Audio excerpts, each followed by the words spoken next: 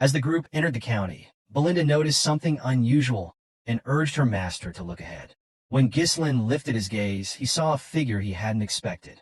The silhouette was unmistakable, a man in armor with a coat draped over his shoulder. It was his father. At Perdium Castle, several men were gathered, engaged in discussion with the Count. The Count proposed reducing their forces, a suggestion that shocked the assembly. One man protested, warning that maintaining the front lines would become increasingly difficult with fewer troops. Another suggested requesting additional support from the Rayfold family.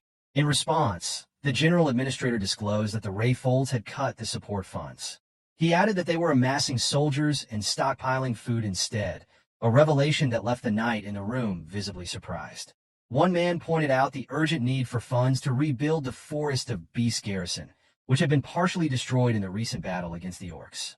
He argued that reducing the Knight Order's forces would barely provide financial relief and carried significant risks. Ghislain observed the heated debate, finding the scene unsurprising. Among the men was Randolph, the knight captain, known for his commanding presence. Albert, the bearded treasurer, exuded a gruff seriousness, while the general administrator, Homern, maintained a more composed demeanor. Ghislain's thoughts drifted to his father. Though only a few months had passed since their last meeting as the young Lord of Perdium, for Ghislain, who had lived decades as the Mercenary King, the time felt far longer. Addressing his father directly, Ghislain welcomed him back home. Count Zwalter Perdium, Ghislain's father, found his son's words unusual, given their typically formal interactions. As a child, Ghislain had disliked his father's stern and serious nature, but now he saw the weight of countless burdens etched into the Count's shoulder. The exhaustion and responsibility of governing the land. Sipping his tea, Zwalter remarked that he had heard of Ghislain's absence from the castle for a week. Ghislain explained that he had visited the Rayfolds.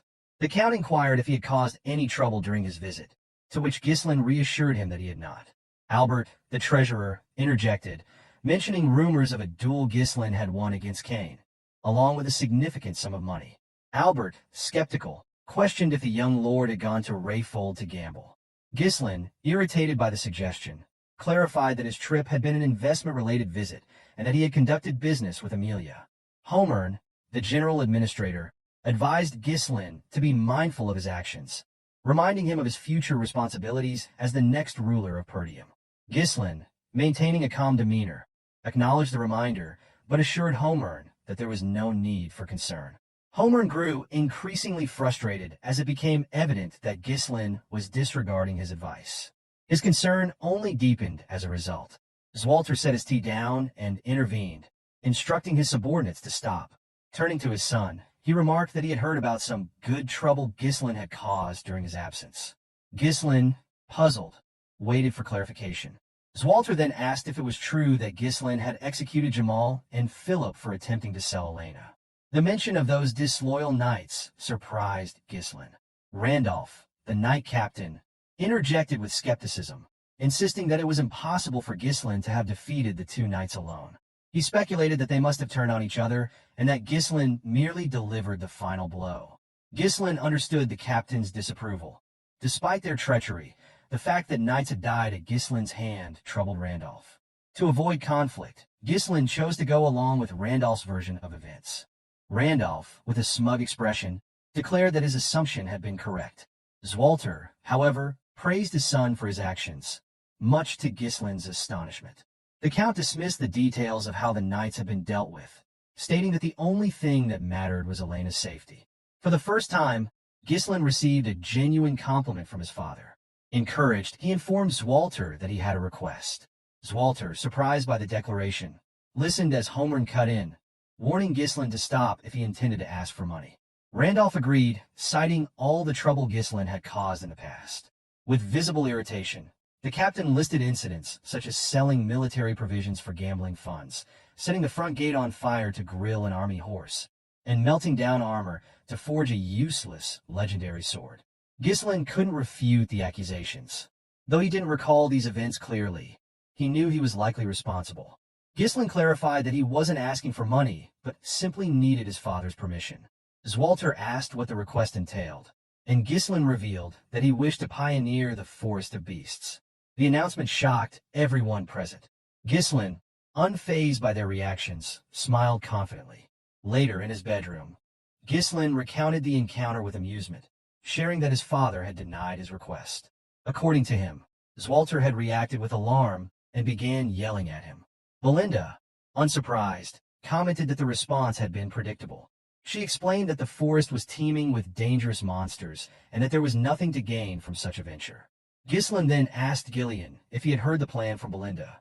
Ghislain confirmed that he had, recounting Ghislain's intention to fund the endeavor using the money received from Amelia. He further explained that the Forest of Beasts was infamous as a forest of death, where no one had ever returned alive. Its deadly reputation extended even to other regions, and people universally avoided it. With a calm smile, Ghislain assured his guard that he was well aware of the forest's dangers.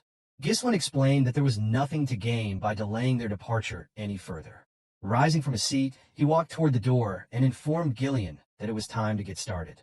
Belinda reminded him that he had not received permission from the Count and asked if he intended to proceed regardless. Turning to her, Ghislain clarified that he had only asked for permission out of courtesy, emphasizing that he didn't actually require his father's approval. He stated firmly that this was something he had to do.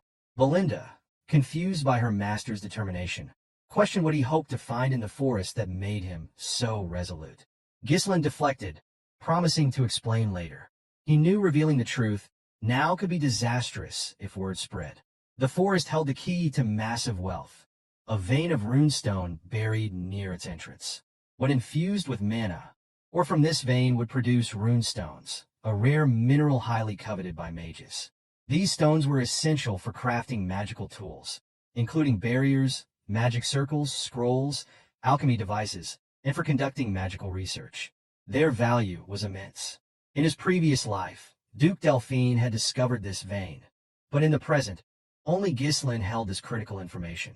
Belinda, unable to discern her master's motives, ultimately chose to trust him, conceding that he must have a plan. Ghislain assured Ghislain that he would follow his orders. Ghislain instructed Belinda to visit the nearest guild and hire 200 mercenaries for the mission. Belinda, taken aback by the number, remarked on his willingness to spend the hard-earned money he had risked his life to obtain. Ghislain voiced concerns, pointing out that mercenaries were often unruly and difficult to control, especially in large numbers. He warned that they might even betray their employer if the opportunity arose. Acknowledging the risks, Ghislain agreed, but explained that he and Ghislain would personally select the most reliable individuals. Ghislain asked for clarification, and Ghislain revealed that they were headed to the most skilled small-scale mercenary group in the north. Ghislain, visibly uneasy, inquired if his master was referring to the Mad Dogs, also known as the Cerberus mercenaries. He explained that while the Mad Dogs were indeed skilled, they were infamous for turning on their employers if situations deteriorated. Ghislain confidently responded that they were going to put a leash on the Mad Dogs. The scene shifted as Ghislain led his master's horse up a hill toward the outskirts of the Zimbar territory, where the Cerberus mercenaries were based. One of the mercenaries spotted the pair approaching from a distance and alerted his colleague. Upon hearing this, the second man laughed, referring to Ghislain as a poor soul and remarking that the visitors had no idea what they were walking into. The mercenary took another look at Ghislain and realized he was a noble. Convinced that Ghislain would be a profitable target, he continued observing through his spyglass. Suddenly, someone grabbed him, prompting a scream of pain that startled the rest of the camp. It was Ghislain who had seized the man, lifting him effortlessly with one hand. The mercenary cursed Ghislain, demanding to know what he was doing. Without a word, Ghislain hurled the man with such force that the upper half of his body became lodged in the sand. The remaining mercenaries, outraged by what had happened to their comrade, began shouting at Ghislain. One of them stepped forward, accusing Ghislain of acting recklessly because of his connection to a noble family. This mercenary held a chain with a spiked ball attached, smiling as he warned Ghislain not to expect to leave the camp alive. Unaware of who he was dealing with, the man paused as he noticed someone else entering the camp. Ghislain, seated on his horse, addressed the mercenary, instructing him to be quiet and fetch his captain. So, friends, this chapter comes to an end. What will happen next? We'll uncover it in the next chapter. Don't forget to rate this chapter out of 10 in the comments. We'll see you in the next video. Until then, take care and goodbye. Don't forget to like the video and subscribe to the channel.